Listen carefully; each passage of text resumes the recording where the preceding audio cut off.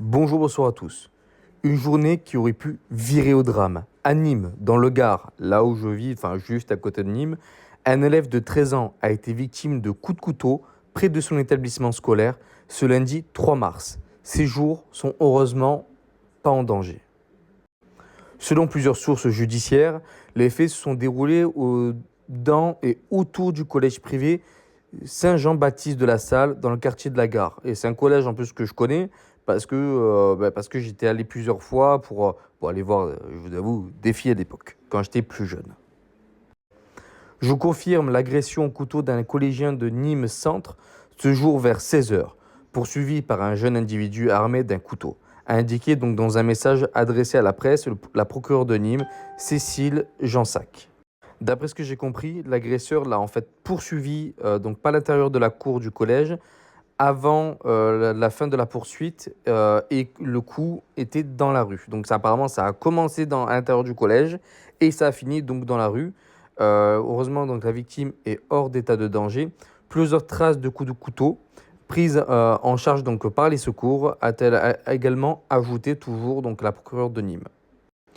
La magistrate a également donc précisé qu'un suspect mineur a été placé en garde à vue. La victime a reçu 3 coups de couteau et le suspect interpellé est âgé de 16 ans, a pour sa part donc précisé une source judiciaire à l'AFP. Voilà, donc pour le moment on n'a pas plus d'informations, hein, c'est arrivé hier, c'est quand même assez récent. Et on voit bien la violence. Oui, il y avait de la violence, bien sûr, surtout à Nîmes, parce que vous avez des quartiers chauds de Nîmes.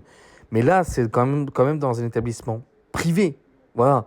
Par exemple, Gaston Darboux, Jules Rimu, que je connais, surtout Gaston Darboux, parce que j'y étais à l'époque. Bien sûr qu'il y a déjà eu des problèmes. Bon, nous, c'était avec des gazeuses, c'était pas avec des couteaux. Bien sûr qu'il y avait des problèmes. Mais là, ça atteint vraiment tous les établissements, que ce soit publics ou privés et dans tous les secteurs de Nîmes, les quartiers chauds et moins chauds.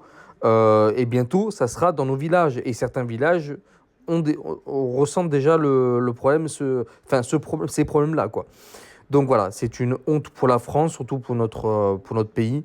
N'hésitez pas en tout cas à commenter, liker, partager, à vous abonner. Je vous remercie et à bientôt. Et je rajoute juste une petite information. Il y a une vidéo qui est passée donc sur justement à la télé par rapport à cette agression-là. Et le jeune homme donc, qui portait un couteau et qui était en train de courir, parce que ça a été filmé donc, sûrement par des étudiants ou des collégiens comme ça, était quelqu'un de couleur. Voilà, voilà, je le précise parce que là, ça ne nous l'a pas précisé dans l'article ni rien. Et vu qu'on a souvent malheureusement du mal à savoir qui fait quoi, etc., au moins là, on sait que c'est quelqu'un qui a une couleur, qui a fait cette agression.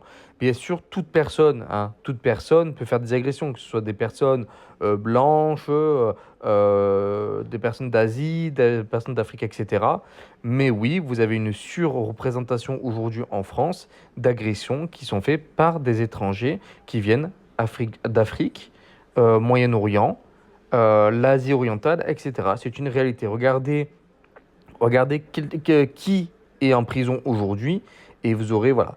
Mais je trouve ça important parce que quand c'est quelqu'un qui est de couleur blanche, entre guillemets, qui fait une agression, qui tue quelqu'un, on sait direct, limite, on sait aussi son numéro de carte vitale, etc.